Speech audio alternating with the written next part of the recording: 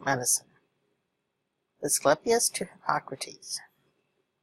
You see the symbol on the left, the staff and the snake, and it should remind us of some of the images that we've seen today on medical school buildings or different medical resources, because this goes back to some of our medical concepts that go back to the ancient Greeks, particularly an individual who's now recognized today as the god of Western medicine.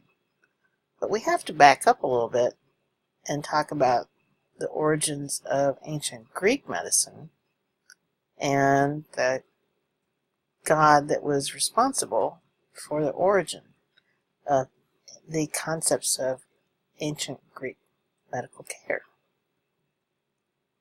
Now, granted, there was transfer of information from ancient Egypt to ancient Greek medical resources and medical care, but the Greek, especially Athenians, also had their own methods and their own resources, and of course their own gods and goddesses.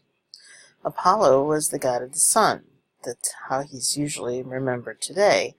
But Apollo also was essentially in charge of mathematics, music, poetry, and medicine in ancient times.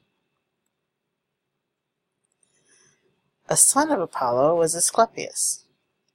Asclepius had particular talent for healing and what's called the healing arts. He was raised in part by the centaur Chiron, and Chiron taught Asclepius how to use plants as a source of medicine. Today we recognize these sculptures of Asclepius, who is now recognized as the god of medicine from ancient Greece, by, again, the staff and the snake. Now, the actual meaning of the importance of the snake is somewhat debated, but it's thought that the snake was part of the healing that would be accompanied when you received care from Asclepius, or when Asclepius was sending you some healing treatments. The staff and the snake is the ancient symbol for medicine from ancient Greece.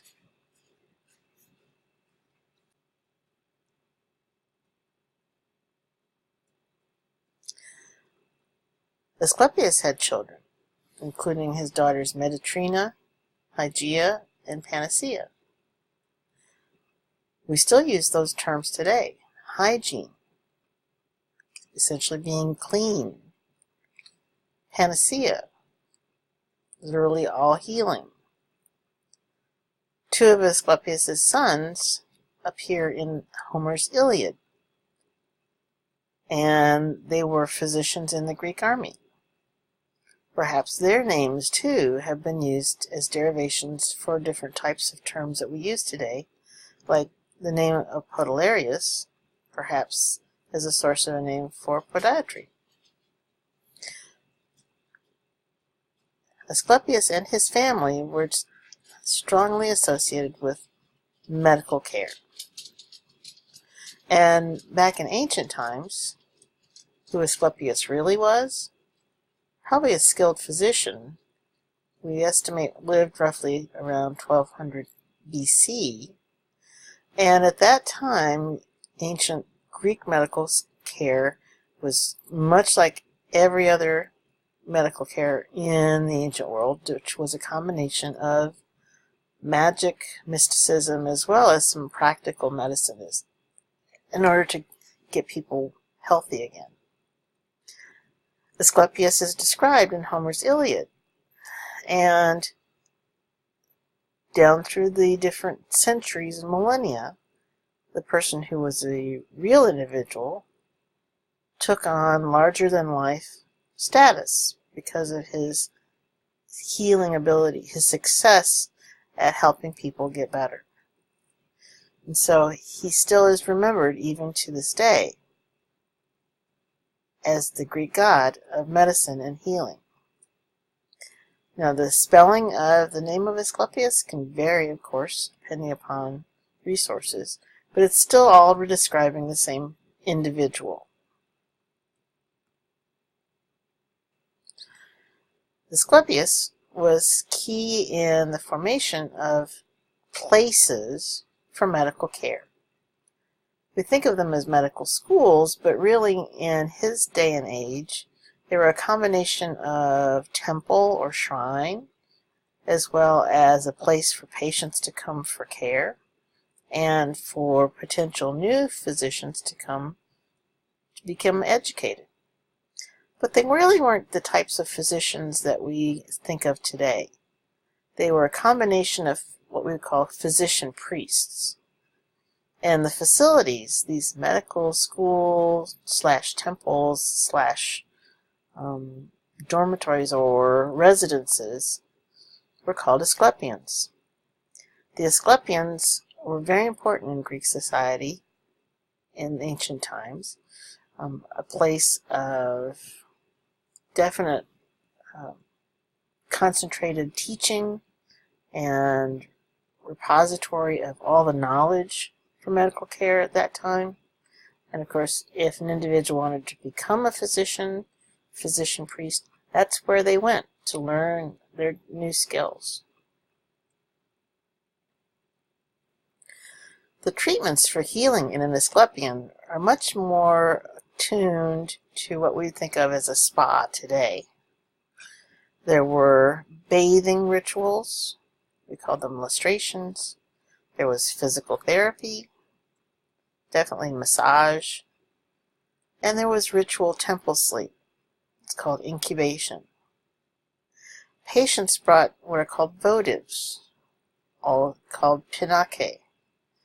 The pinake or votives were supplications. Some of them could be paintings or simply illustrations of everyday life or a scene or picture.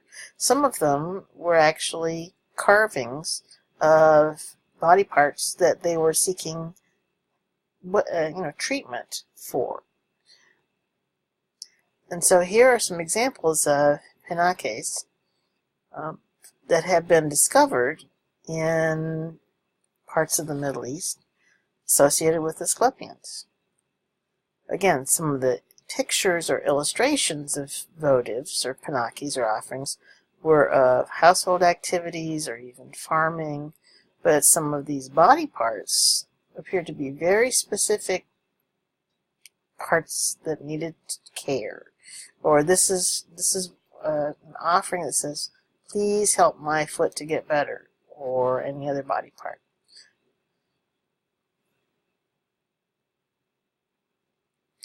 In the Asclepions, the patients would come and sleep or undergo incubation, and ideally Asclepius would send, in the form of dreams, what treatments would be prescribed or necessary. And so that might be very likely how the snake was used as a source of communication.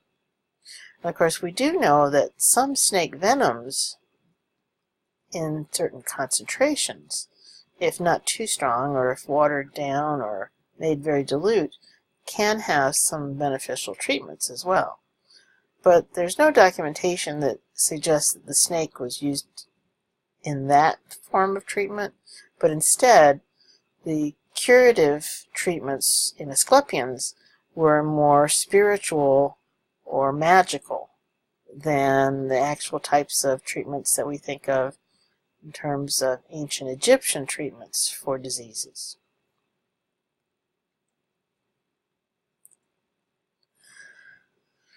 When they would go to the Asclepions and undergo temple sleep or incubation, they were treated by the physician priests, and the physician priests were called Asclepidae. The physician priests would worship Asclepius, and in fact they were very popular in terms of places of treatment and individuals to provide the treatment up through the 6th century CE, or Common Era, also called AD, or Anno Domino. So for centuries, the Asclepians were very popular places for individuals to go to get treated for illnesses, using bathing, physical therapy, and temple sleep.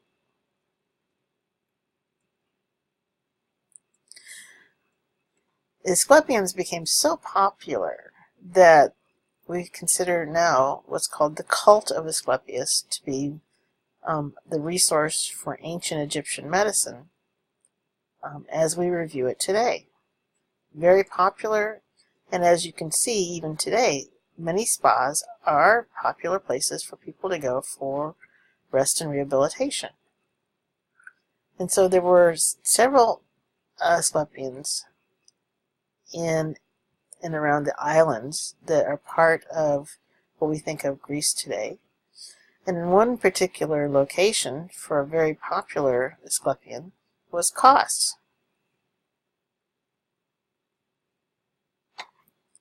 The Asclepian of Kos still is well known today.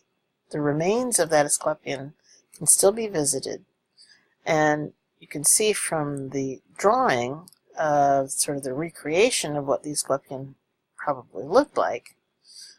It was a huge complex. The photo on the top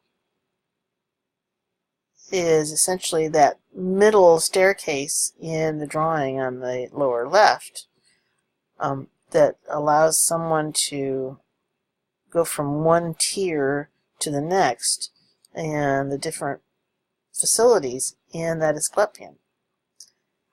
Each different facility or building had its own unique care or treatment that occurred at that spot. And of course the temple itself is where the patients would go for that temple sleep or incubation. As the healing god and defier of death, Asclepius was all-caring in ancient times. And so for thousands of years, the physician-priest and the mystical, magical, medical approach to healing was the foundation of ancient Greek medicine. Until we get to around essentially about 600 BCE. And the emergence of an individual called Thales of Iona. Thales was really a philosopher, but he was probably one of the first individuals to develop a concept and the thought process of what we think of rational thought and rational philosophy. He was much more pragmatic or sort of practical. And in fact, he's given credit for the origin of rational medical thought or philosophy.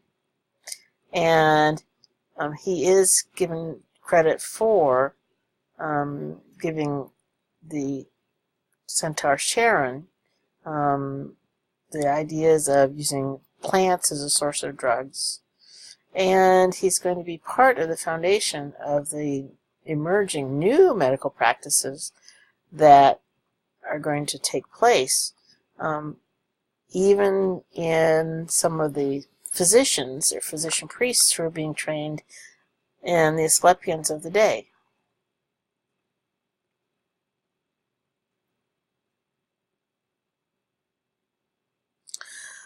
By the time I get to about 530 BCE, there are some additional rational approaches or scientific approaches to medical care. And their contribution to this other aspect of medical care at the time comes from Pythagoras. Now you might recall Pythagoras from your geometry class, because he is the individual that we remember as being the source of what we call the Pythagorean theorem.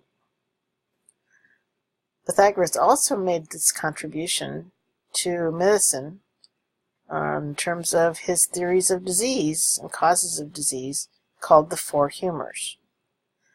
That certain diseases were due to four different elements and four different humors in the human body that contributed to our different senses and our different function.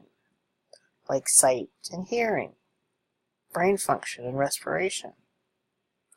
The four humors are based on body fluids and their association with different elements. The ancient Greeks thought there were only 4 elements. It's hard for us to wrap our head around that nowadays because of our modern concepts of what elements of matter are. But back in ancient times, it wasn't unusual for scientists, or what we would think of as scientists at that time, for those individuals to think of the 4 elements being earth, air, fire, and water. Associated with those 4 elements are 4 body fluids: black bile, blood, yellow bile, and phlegm. These are the 4 humors, the 4 fluids in the body that have to be in balance for a person to have good health. These 4 humors are not only associated with the 4 elements at the known world at that time, but also the 4 seasons: autumn, spring, winter, and summer. And so in different times of the year, the different humors could become unbalanced and lead to or result in the different illnesses or conditions that were observed or seen in those patients. Black bile, often associated with a cold, dry condition, because that's going to lead to too much earth elements. And so you'd get a patient who had melancholy. Hot, moist would be an imbalance of blood, and so there was too much air in the blood, and we'd wind up with patients who had a sanguine condition. If you were choleric, you had too much fire because of, again, an imbalance in that humor of phlegm, and too much water, phlegmatic. You had, again, the imbalance of the hot, dry condition in your body, and had to get that imbalance as well. The ideas and the concepts really don't make sense to us today, because we now know today that this was just a sort of philosophical attempt at trying to explain why different people got ill for different reasons. There was a medical student that trained at the costs of Asclepius, who did have sort of derived the thought of rational approaches to medical care, who went through the regular training of an Asclepiad at the time of roughly 400 BC. He approached medicine as a rational process and became recognized, and still is recognized, as a highly trained, highly talented, or very talented physician from this Cohen Pythagorean system of medicine. And that individual was Hippocrates. Hippocrates, at the time and even today, revolutionized the field of medicine. We still, even today, use many of his concepts and approaches to medical care. We don't necessarily use the same tools, and we don't have some of the same techniques that are used or were used at the time, but he is regarded as the father of Western medicine. And his theories of disease and those of his other physicians that he trained are found in an encyclopedic collection of books called the Hippocratic Corpus. Within the Hippocratic Corpus is the statement, "Life is short and art is long." This phrase is often used out of context, describing the fine arts.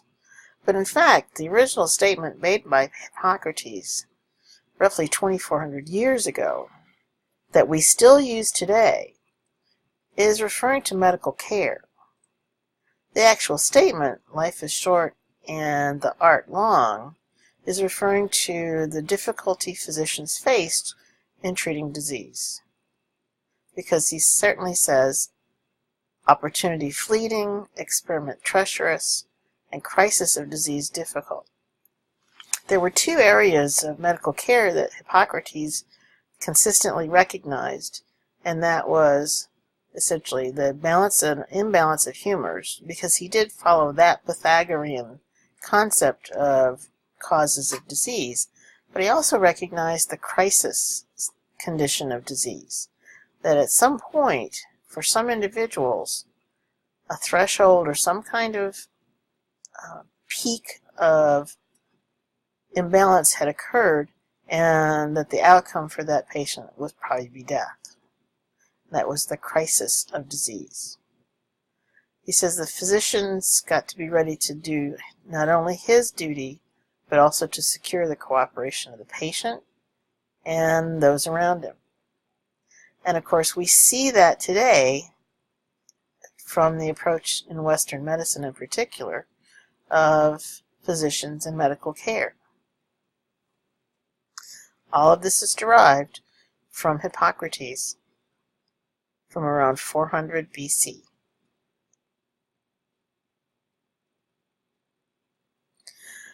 He did indicate and suggest that an imbalance in humors was responsible for disease. But he didn't think, and he certainly shared with his colleagues, and we derive that from his writings today, that disease was not a punishment that was spiritual in nature, but in fact there was a natural cause for all disease. He concentrated on concepts like diagnosis and prognosis, a very practical approach, not a spiritual or mythical approach to diagnosis and treatment of disease. He introduced the idea of medical ethics. We take it for granted that an individual who's going to give patient care has an ethical approach to patient care, but that wasn't always the case, and unfortunately still isn't in some respects. But that concept of a physician being only a physician, not a physician priest, and having specific ethics involving patient care was originated by Hippocrates and his followers. The Hippocratic Oath essentially says that they're going to essentially use the best ability and judgment that they have, and that they're going to honor their teachers and essentially care for and recognize that their teachers in the medical arts are just as important, perhaps, as their own parents. And so they're constantly learning, and they're constantly acknowledging their gratitude to the teachers who essentially shared and trained them to become the physicians that they were.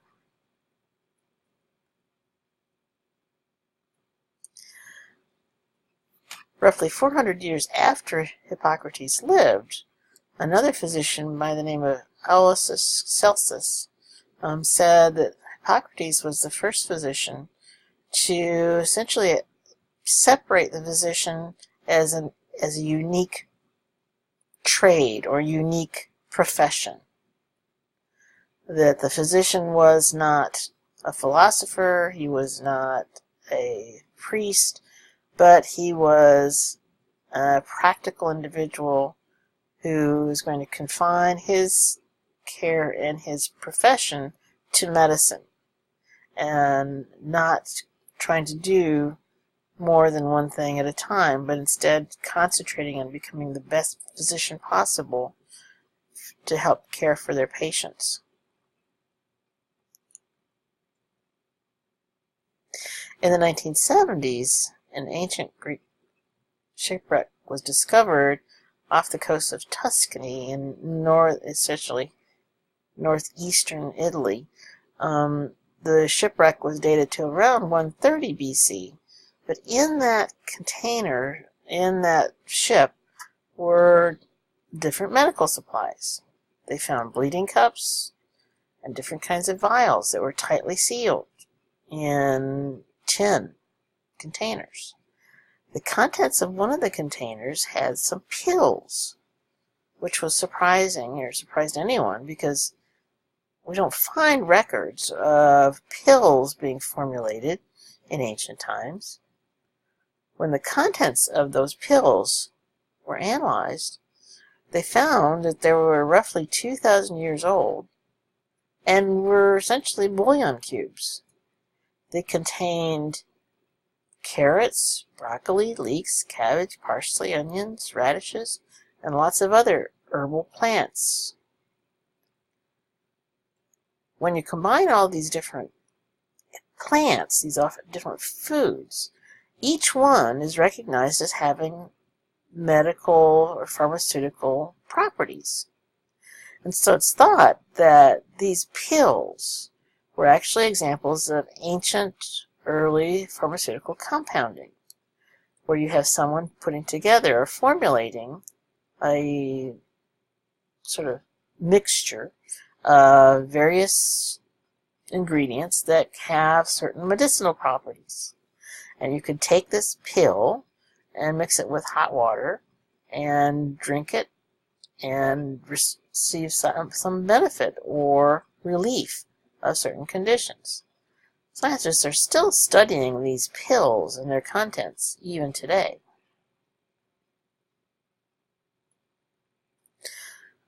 Many of ancient Greek medicine is also derived from ancient Egyptian medicine, and so it's not surprising that some of the treatments are similar.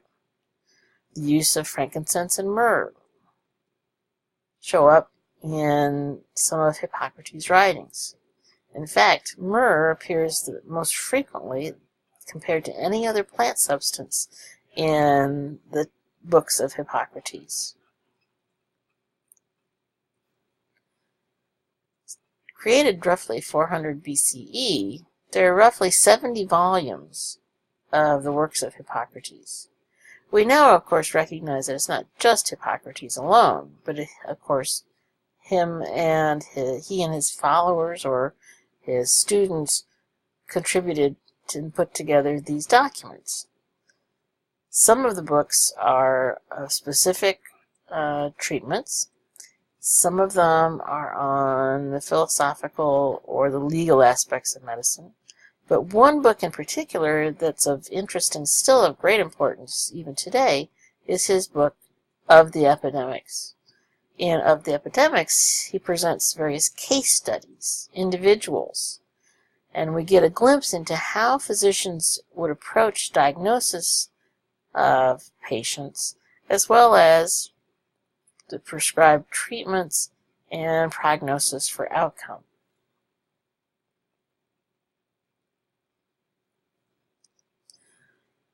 For the 42 cases found in Of the Epidemics, most of the cases that he describes do appear to be associated with infections. Virtually all the patients had fevers. There were some additional conditions or symptoms that would be included, and scientists and physicians have been diligently trying for many years to figure out what was the cause of the epidemic or the patient's illnesses, because some of the descriptions of signs and symptoms are pretty specific. And so oftentimes we do take an opportunity during the semester to look at some of the case studies described Of the Epidemics and just give it a thought. What do you think it might have been that caused these patients roughly 2,400 years ago to get sick? And it's interesting, kind of a fun what-if scenario that we like to contemplate and try to determine what happened way back when.